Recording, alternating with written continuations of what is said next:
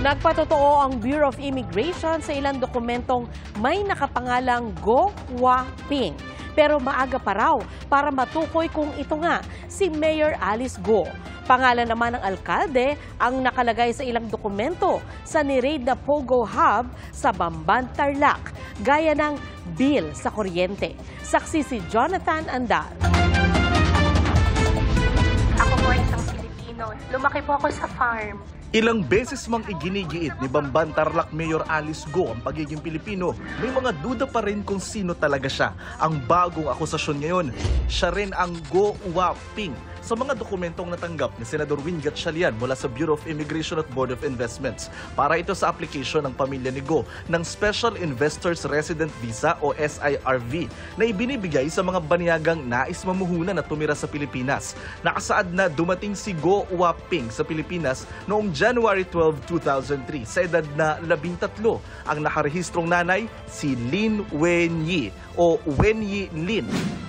Doon sa data, si Wenyi Lin yung nanay at ang dependent daughter ay si Go Wa Ping. Yung address ni Wenyi Lin doon ay the same address na nasa Valenzuela.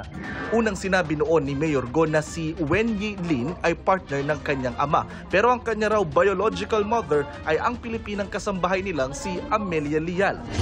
Sabi ng Bureau of Immigration, totoo ang mga dokumentong inilabas ng senador. 2011 daw ang huling record nila kay Go Wa Ping.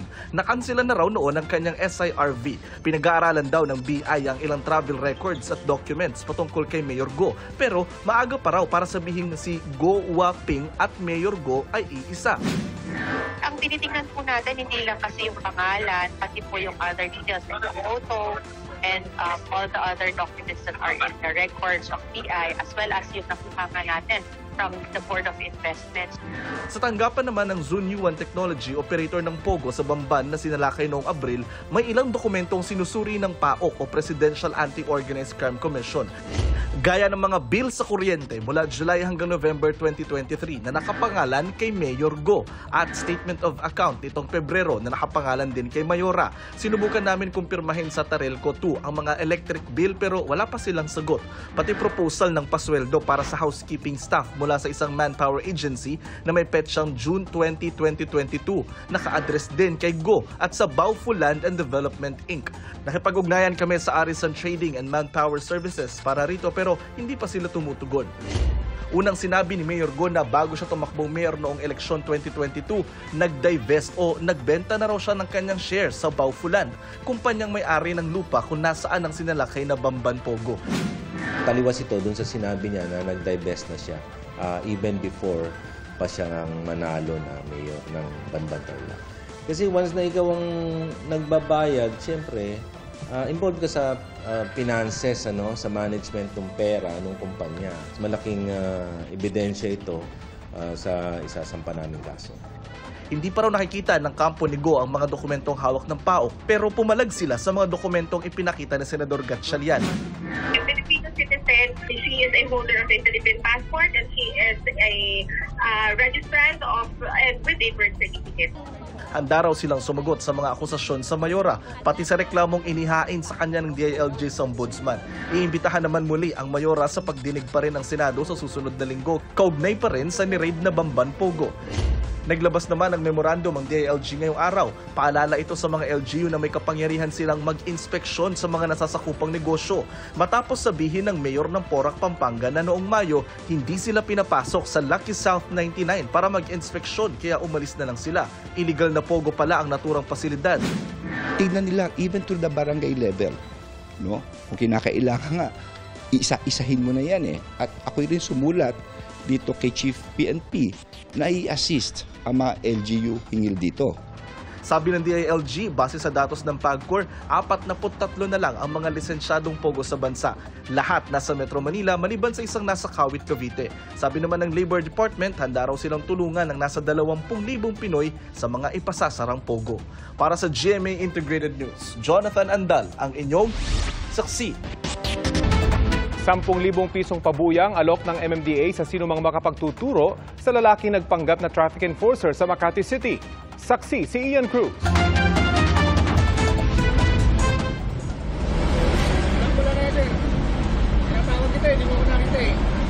Kuya, patingin din ang ID nyo. Patingin na lang din ang ID nyo, boss. Patingin na lang din ang ID nyo, boss. Ano? ID nyo. Kuha ito sa Osmeña Highway sa Makati nang harangin ng isang motorista ng isang lalaking nakamotor. Umandar daw kasi ang motorista kahit nakapula na ang traffic light. Imbes sa pagmultahin ng 2,000 piso, pwede naman daw itong pag-usapan. Pero ang motorista, duda sa nanita sa kanya. Bukod sa wala naman daw siyang traffic violation, napansin din daw niyang walang plaka ang motor ng lalaki at hindi naka-uniforme. ID. Kasi marinig eh. ID ko yan. ID, boss, ID. ID lang. ID. Bawal po sa amin yan. Bawal. At sa pagpupumilit daw niyang makita ang ID ng nakamotor, hinayaan na lang daw siya. Ayon sa post ng biktima, dito umano nangyari sa kanto ng Osmeña Highway at Arnaiz Avenue ang muntik ng pambibiktima sa kanya. Ayon naman sa MMDA, wala silang nakatalagang enforcer sa lugar na ito. Inakautan natin lahat ng tao natin at inimbestigahan natin at nakakasigurado tayo na hindi yan talagang miyembro ng MMDA. Maging ang mga taga-barangay Pio del Pilar, Makati, sinabing walang MMDA enforcer na nakatalaga sa panulukang iyon. Mga uniformadong tauhan ng Public Safety Department lang daw ang nagmamando roon. Pero maging sila, walang ideya kung sino ang nasa video. Hindi po, hindi ko pa nakakikilala eh. Naglabas na ng abiso ang MMDA na nagsasabing magbibigay sila ng 10,000 pisong pabuya para sa pagkakakilanlan ng lalaki. Yun namang mga ganyang tao na nanghuhuli ng hindi naman lehitimo, hindi naman magninikit yan eh. Nag-aantay lang, mag-i-insinuate yan na maglagay ka na lang. So pagkakaroon, magduda ka na. Umaasa rin ng MMDA na makikipag-ugnayan sa kanila ang mga nabiktima ng lalaki para masampahan ng reklamo. Para sa GMA Integrated News, ako si Ian Cruz, ang inyong saksi. Bago sa saksi, isang lalaki ang patay matapos pugutan ng kaanak ng kanyang live-in partner sa Santa Josefa, Agusan del Sur. Base sa investigasyon ng pulisya, nag-away ang biktima at kanyang kinakasama kaya umuwi ang babae sa bahay ng kanyang mga magulang. Sinundan siya roon ng biktima. Humarap sa kanya ang ama at kapatid ng babae pero humantong ito sa suntukan. Kumuha raw ng itak ang kapatid ng babae at ilang beses na tinaga ang biktima tsaka siya pinugutan. Tumakas ang dalawang suspect na pinaghahanap pa ng pulisya.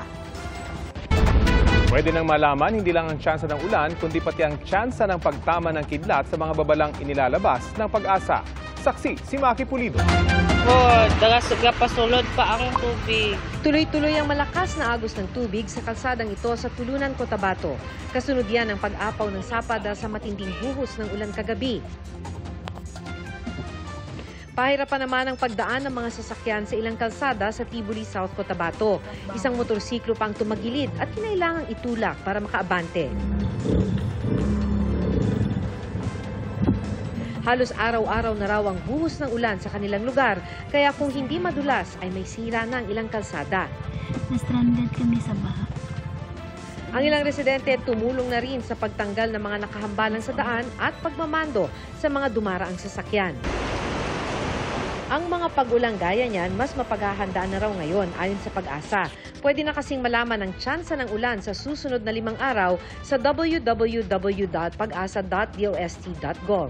Pag sinabi natin na sabihin natin 70% chance na umulan, so 7 out of 10, yung probability na magkaroon tayo ng ulan, hindi natin in-specify yung timing, saka yung intensity ng ulan, saka yung haba. Basta sasabihin lang natin, okay, tomorrow, there will be a chance na 70% ang ulan.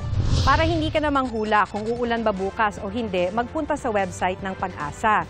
So dito, pipiliin mo yung weather sa drop-down, pipiliin ang general weather, at doon lalabas ang weather outlook for selected Philippine cities. Pagkapili mo ng syudad, i-click mo yon at lalabas na ang tsansa ng ulan sa susunod na 5 araw sa lugar na yon. 15 syudad pa lang sa bansa ang mapagpipilian, isusunod pa lang ang ibang lugar. Inaayos na rin ng Pag-asa na mas maging mobile-friendly ito. Makikita na rin sa website ang regional weather forecast. Mula sa lakas ng hangin hanggang coastal condition o lagay ng karagatan. May datos din kung may iba pang pangyayari sa isang rehiyon, gaya ng pagsabog ng bulkan. Kaya na ring malaman kung saan may banta ng kidlat.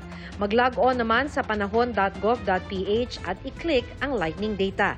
Makikita real-time kung saan tumatama ang kidlat. Para po maiwasan nga natin yung magiging potensyal na impact ng mga kidlat na naranasan natin, especially ngayon po na napapadalas yung ating mga thunderstorm. Ang mga datos ng Pag-asa, hindi lang daw ordinaryong mamamayan ang matutulungan, kundi pati mga LGU at ahensya ng gobyerno. This will help them kasi mas kabisado nila yung kanilang lugar na kapag ganito na karaming ulan, ay pwede na sila magpa-evacuate. Para sa GMA Integrated News, ako si Maki Pulido, ang inyong saksi.